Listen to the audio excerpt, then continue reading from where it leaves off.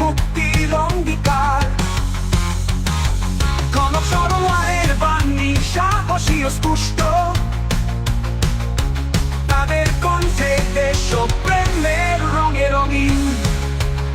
মাহবুবুল আলম দেশের পত্রিকার সম্পাদক, তার কলমে উজ্জ্বল দেশের প্রতি নিষ্ঠা। ভুলের বিরুদ্ধে সত্যের পথে হাঁটেন, দেশের স্বাধীনতার কথা বলেন হৃদয়ে যন্ত্রণার সঙ্গে। তারা নেই মাটির কাছে, তবু হৃদয়ে গাথা। দেশের জন্য তারা অগ্নির পথে হাঁটা। তাদের কণ্ঠে দেশপ্রেমের রঙে রঙিন। তিনটি দীপ্তি, একটাই পতাকা। ইলিয়াস হোসাইন সাংবাদিক ও লেখক, সত্যের পথে কখনো পিছু হটেনি। পিনাকি ভট্টাচার্য লেখক ও বিশ্লেষক, দেশের জন্য সবকিছু ত্যাগ করেছেন। কনক সরোয়ারের বাণী সাহসী ও স্পুষ্ট, তাদের কণ্ঠে বেঁচে থাকে দেশপ্রেমের সুর।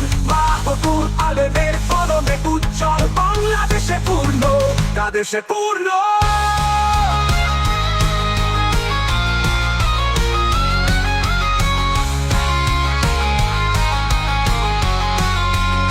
তাদের সাহসী পদক্ষেপে দেশে দৃষ্টি ফেরে, যতদিন তারা থাকবে বাংলাদেশ বাঁচবে।